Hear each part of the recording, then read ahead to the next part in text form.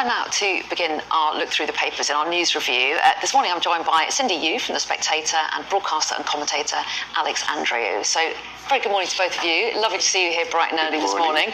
And a fair number of different stories to get our teeth into. The front pages are all going in different directions, aren't they? Alex, which we like. Yeah, lots to talk about. Alex, you picked out the front page of the Daily Mail, which suggests that there's a plot underway to get Penny Mordaunt to take over from Rishi Sunak. Yes, so they're saying that discussions have been held this week for a possible coronation of Penny Mordaunt as the fourth Tory leader in this parliament. And what I find very interesting about this is that there were very similar stories quite persistently in mid-January to about the 24th of January. And they died down as the threat of an early election was talked up. And I don't think it's a coincidence that 2 days after Sunak ruled out the 2nd of May as a date, this rumour begins to emerge again, because I think it's the party telling him, you can go to an election early, or we will go to an election late, but it won't be with you. And I think that's the meat of the story, that Sunak seems incapable of holding the party together for another 8 or 9 months.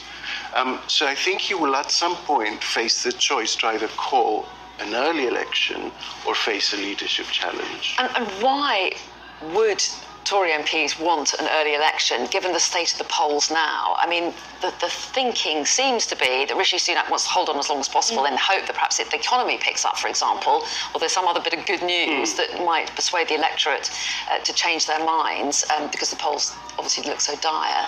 So why this push for an early election from some MPs? Well, I think some MPs just want to be off of this ride now, basically. We've seen increasing amounts of them saying, by the next election, I won't be standing again. It is an exhausting time for them.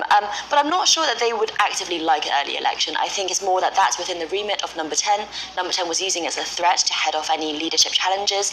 And now that Rishi Sunak has ruled it out, at least on May 2nd, these threats have come back up. But I think, to Alex's point, this plot to remove Rishi Sunak has been bubbling in the background for a long time now. The Telegraph has been doing some really interesting polling with some of the people involved, like David Frost, for example, Will Dry, the special advisor, that's always been talked up. But the problem is they've never had a candidate.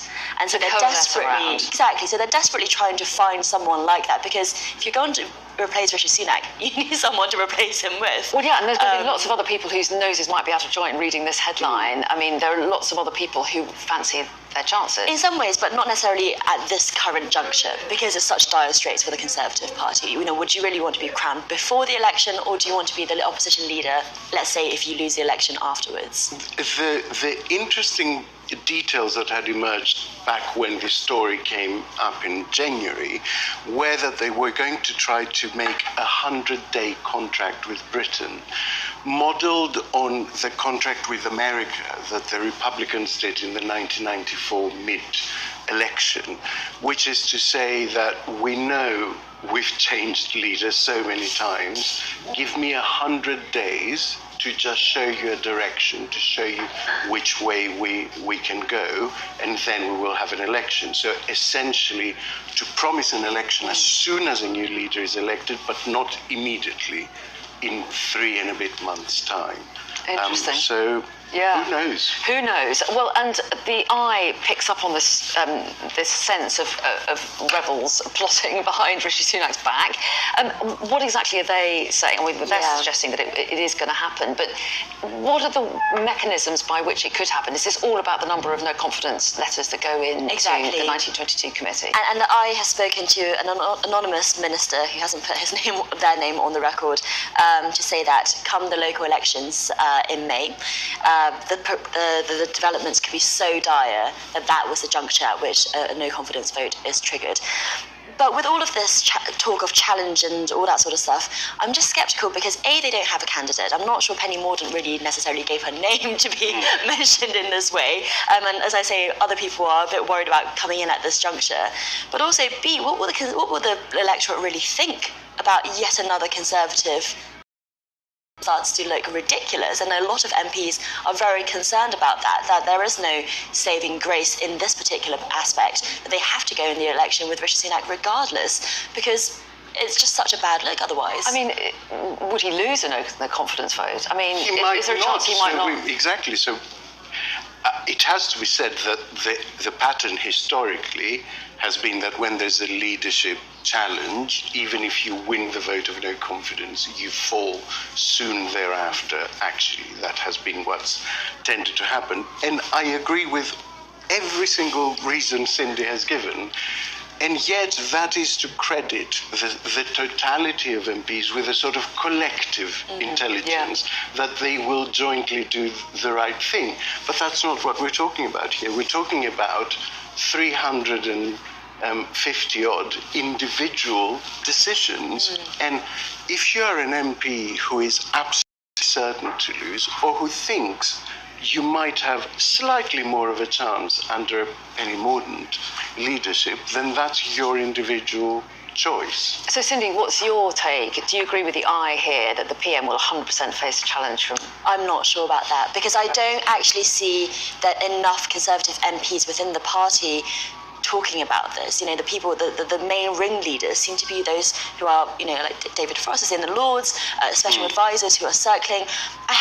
And this minister, whoever this person is, has spoken anonymously. I haven't seen enough of a push through on-the-record comments, or through people within the party from the Conservative MPs I've spoken to show that this has enough traction in the group of MPs. OK, let's move on to a different story. And Alex, the front page of the Daily Telegraph has taken your interest, and it focuses on Johnny Mercer. Such a fascinating story, this. So this is about the inquiry into Afghanistan, chaired by Judge Charles Haddon Cave. So this is about around 80 possibly unlawful killings that took place between 2010 and 2013 in Afghanistan.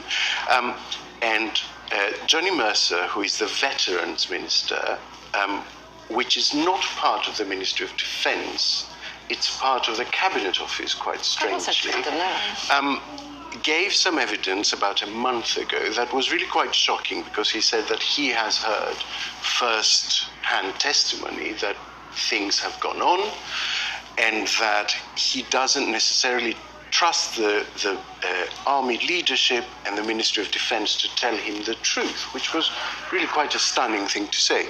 So the judge and counsel for the inquiry are now asking him for those sources, and he's refusing to name those sources because he says he promised them anonymity. We're running very short of time, but Cindy, basically the penalty for not giving up the information is potential jail time, isn't it? Absolutely, it's potential jail time, but we know that Johnny Mercer is someone who doesn't really care about the authority from above, and so we'll see how this one runs out. Yeah, we'll see how it runs out, but fascinating story. Sorry I haven't got time to talk about it longer, but you will both be back in the next hour. Thank you both for the moment. Top stories next.